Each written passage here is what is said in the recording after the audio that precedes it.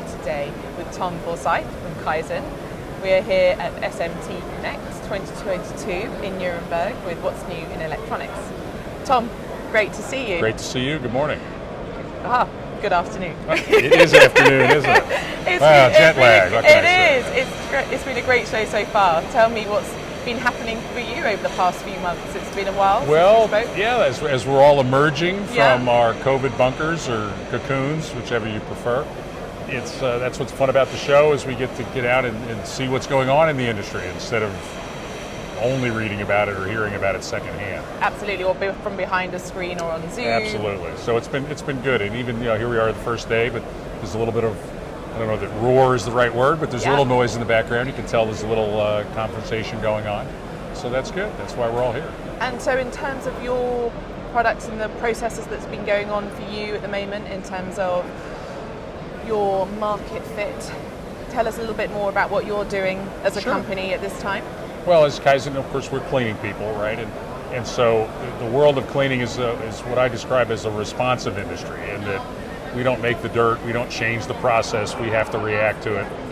Much like, if someone has a teenage child that is fixing some eggs for breakfast, the pot may be a little more difficult to clean than if you or I made those eggs, perhaps. Absolutely. Okay, well, what is that? Well, the egg is the same, the pot's the same, but gee, the process changed a little bit, right? And so that's our world, and that the materials do change, the process does change, the needs change. So we're constantly in the development cycle, moving our products forward to be better, cheaper, faster, right? As well as greener. So those are all dimensions that are part of that. And you don't often move everything forward at the same time. They're incremental changes. So we have actually two new products that we're talking about here. One is our Aquinox 4626, which is a new aqueous product for assembly cleaning that hits those marks. It's greener, it's more efficient. It's a nice match for people that haven't looked at our technology in a while. And secondly, we've got a product for stencil cleaning, 5631J, that is designed for both under-screen printing as well as offline printing, to give the benefits of having one product that can fit into both processes. Fantastic. And so you've mentioned the sustainability and greener. How would that, from the outsider's point of view, what does that look like? Well, it's really interesting, right? Because green starts with actually doing the job and still being greener. If you fail at your task, people don't notice whether you're greener or not. So there's an inherent, you must do the job. And so you bring that performance, and then you try to make it more environmentally safe, right? Is it lower VOC? Does it have simply runs at a lower operating concentration, so therefore there's lower everything? Does it have a more mild pH, so it's not very caustic or acidic, but it's kind of more in the middle someplace?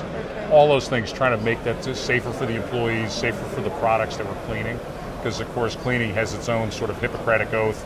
We're supposed to make things better, not make them worse. So we have to make sure that we're compatible with everything that goes into making an assembly here. So there's that safe for the workers, safe for the assemblies and things that are being cleaned, and safe for the environment that we all live in. And so would you see yourselves then as a market leader in doing that, starting that process? Absolutely. Others to follow? Our Kaizen name comes from the Japanese term for continuous improvement. It's pronounced Kaizen for those folks. Right. As Americans, we tend to emphasize the first syllable. But so this idea of continuous improvement, and in fact our earliest technologies were renewable resource things. That kind of ebbs and flows based on needs and whatnot. But in the very beginning, we were all renewable resource products before this was something that anybody talked about.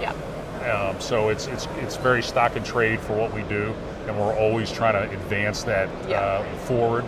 Sometimes by a leap and a bound, and sometimes by more incremental improvement. But it's a long game. We're in it for the long haul. We've been at it a long time, and we continue to move forward on that. And that's really my next question would be, as others are probably going to come onto the same bandwagon that you've been doing for a long time, how would you see yourself then evolving that further in terms of how could you push that process and that marine life? There's a couple of things to tie into that, and it starts out with customer engagement. And that we are very out in the field, engaged with our customers, listening to them, hearing what their needs are and their wants, right? And so then it's a case of, all right, well, how might we accomplish that? Well, we go back to the lab and we do testing. Often that testing takes years to get to new products.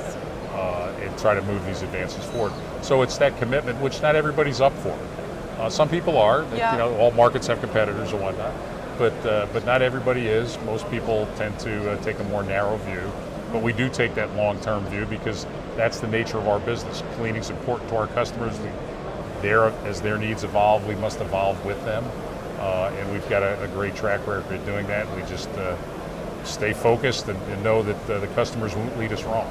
And so in terms of your customers' needs right now, obviously coming out of a pandemic, do you think then that those needs have changed, or do you think that actually people are more aware of their needs and more vocal with that? In our world, as you see wandering around here, you know, we're technical folks. Mm-hmm. So needs always start with what's my technical challenge to do the job? Yeah. How do I get the job done?